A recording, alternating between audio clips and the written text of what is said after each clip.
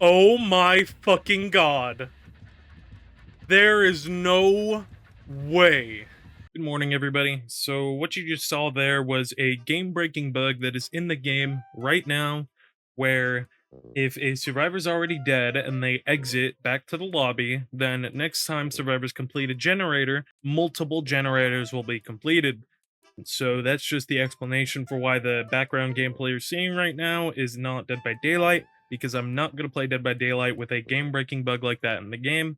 I do not know how I did not come across that in my stream the first day 8.1.0 came out, or if I did, I just didn't notice it because I was too focused on jotting down bullet points on the next video I was going to make talking about 8.1.0. But yeah, I just wanted to bring that up. Additionally, normal disclaimer, I'm going to be reading comments today, so don't go out of your way to harass or bother anybody or any of the comments in this video. I invite everybody to tell me they disagree with me and tell me I'm wrong, because it leads to discussion and it leads to more videos for me. Which, speaking of my videos, leads me to my next thing. Thanks for all the support lately, everybody. I'm getting the most likes and views and comments like that I've ever gotten ever. And so it's been really fun. It's been fun replying to your comments, and it's been fun engaging with the Dead by Daylight community because I've never really had an opportunity like this. So I appreciate it.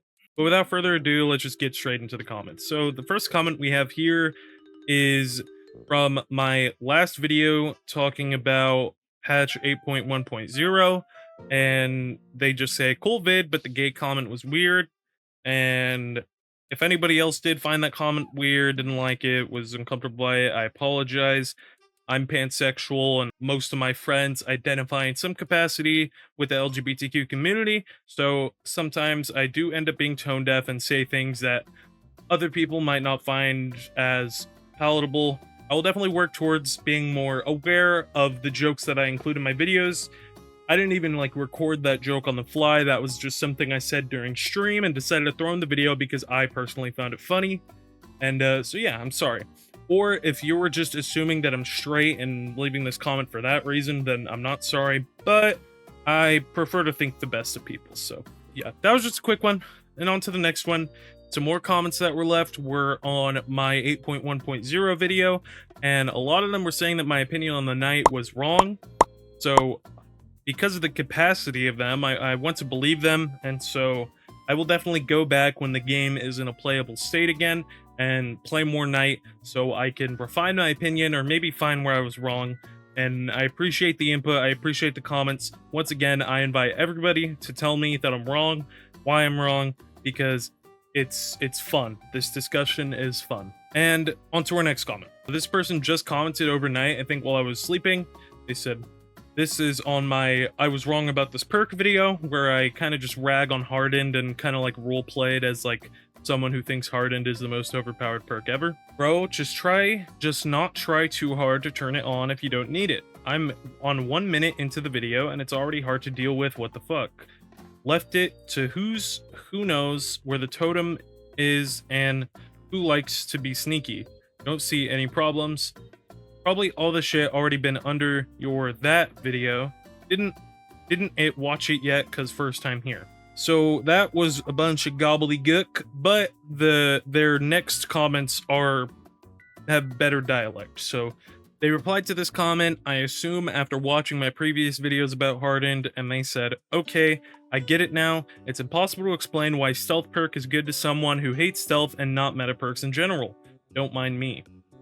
So a lot of people seem to get this opinion after watching my first couple videos on Hardened, but that is truly not how I feel. I think that stealth is good. Stealth is very helpful in a lot of situations, but when stealth is not good is that when you are so scared of the killer and so worried about having to interact with them that all of the actions you take actively keep you from completing the objective. I think that is a bad playstyle for the game, and if you're going to say that a playstyle where you are not doing the objective is good, I'm just going to have to disagree with you on that, because a playstyle that actively keeps you from completing your objective is not good in any game. No matter how you feel about winning, that's just the truth. Also, those fixes you mentioned in your first video about perk, I don't know why everyone wants to make perks for interacting with the killer. I'm a killer man, I don't want to interact with them as survivor. I just want my immersed games with zero chases, because I already tired of them when I played 10 killer matches before. I came into this game back in 2016 when lots of fellas were playing sneaky and it was scary and immersive, so I'm trying to keep that spirit with tools that devs gave us. And I just don't understand why someone just can't accept more than one gameplay style. It sounds crazy to me. If you see every stealth player like useless two-heads crawling around map walls, maybe you were just wrong though. Aggressive stealth is what gives me real doses of emotions, being sneaky while being useful way more than Pepega with 2 hook stages who likes to juke the killer and do techs and pallets. So they almost had it there. They almost accidentally proved themselves wrong, but they kind of brought in that like streamer mentality, streamer playstyle in the end, and kept their argument centered around immersed gameplay being good. And what I gotta say is that you saying that you don't want to interact with the killer as a survivor and you went an entire game with 0 chases just doesn't make sense. And I think even the most casual players in some way would agree with me on that. A game that is too rare.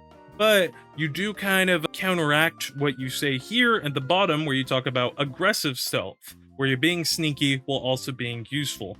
That is good stealth. At no point in any of my previous videos do I say that aggressive stealth is bad. I specifically target stealth that is so egregious that you do not do anything all game. At that point, why are you playing Dead by Daylight? Like, why don't you go play a horror game where the objective is actually to hide? And your point with how the game was more sneaky and more immersive back in 2016, this game has evolved a lot since 2016. We just had the 8th anniversary and there's almost 40 killers. It is a very different game. And so while it is really, well, I do commend you and respect your attempt to keep that spirit of the game alive, it's just not feasible for a live service PvP online game like Dead by Daylight. All games evolve and all games change. It would be like if I still played Overwatch and I was a Winston or Diva main and refused to switch because I was like, oh, I played when Dive was good and I'm just trying to keep the spirit of the game alive. And then I get banned because my teammates fucking dox my IP or something. I don't know. Alright, on to the next comment. I'll take and uninformed to be honest. Your comments on Object of Obsession are incorrect. It does still work if you aren't the obsession, it just works differently. Now, I'm gonna pause it right there. When I brought up Object of Obsession, I was bringing it up in its previous, way more broken state. Back when the only requirement was that you're looking the direction of the killer. That was very broken because at that point in the video, I was talking about how making perks that read the killer's aura is a very sensitive thing in the game, and how one slight misstep can make a perk that's too strong. But the developers are so scared of making a strong perk again, like Made for This or something, or Object of Obsession for that matter, that they are going out of their way to make these extremely weak perks that don't need to be in the game, especially when they're stepping on other perks' toes. Continuing, perks are provided to give users the option of playing any style they wish to. It's important to iterate that no play style is incorrect.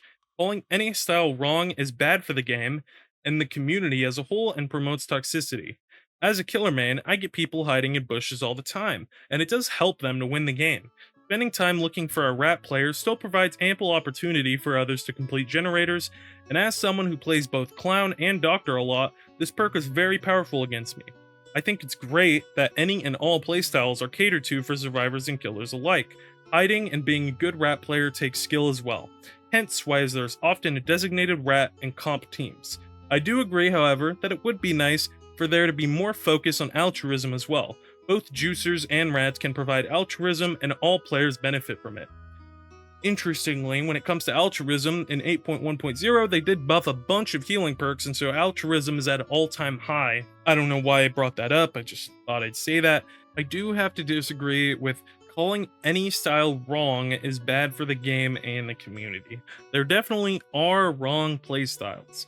While I, in my videos, are not specifically targeting the playstyle of hiding occasionally, I am targeting the playstyle where you go out of your way to do nothing.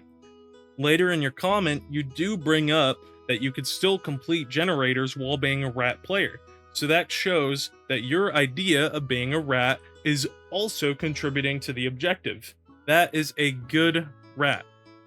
Additionally, you bring up that when survivors hide in your matches, you spend time looking for them, which I think any other killer main would see that and think that you're throwing the game by spending so much time looking for a survivor that's hiding in such a hard to find location. So if you are going to use that as evidence that hiding is a good playstyle because it works against you, I don't think that hypothesis has the stable ground to stand on, because almost every other killer player I talk to, myself included, when a survivor's hiding, we just ignore them and fight the other three, because in that situation where you're hiding so much that you're not doing the objective, it is a detriment to look for you. And if they're so good at hiding and they are doing the objective, you still are doing better by ignoring them and trying to kill the other three survivors if they're that good at hiding. One more thing about this comment, I did not know that there was a designated rat in comp team, so I'm definitely going to look into that because that actually interests me. Because the comp matches I watch, I mean, at some point, most survivors do something that interacts with the killer, which is contradictory to the rat playstyle. On to our next one. This is back on the original video. This comment is talking about a story I told in the first video I made talking about Hardened, where I was playing with my friend a long time ago and they were using alert and they made a misplay, and that was the story. That was the story in the video. I did not go into anything that happened after that. Bashing someone for their playstyle is kind of crazy. There are people who enjoy hide and seek gameplay. Some people think it's better and more scary than W key or holding down left click all game. Really don't think we should be calling people useless or their playstyle useless when it's a casual game. And I don't know if this comment in specific is referring to it, but I've seen it a lot in that original video, referring to that story in specific. But have you guys never had a disagreement with a friend ever?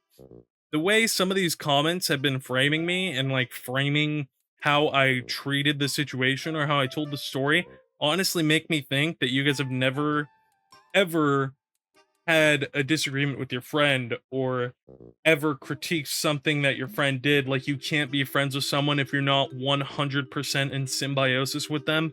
And I think that's a bad real life mentality. You should be able to critique your friends, and you should be able to get critiqued by your friends. Back to replying to this comment though, first thing I'm going to talk about is how they say it's a casual game. And when people say this, it completely invalidates the entire discussion, because the discussion we're having is on the basis that we're passionate about this game and that it's worth talking about. But if it's just a casual game, why would we be talking about it at all? It's just a casual game. Like, you don't see anybody talking about Cooking Mama and the balance changes that they make from game to game there, because that is a casual game. Dead by Daylight is a player versus player game. So in its roots, it's competitive. Humans are competitive. You could be a casual player in Dead by Daylight. There are people who enjoy hide and seek gameplay. Okay. As long as they do generators, they're being just as effective on the next survivor then.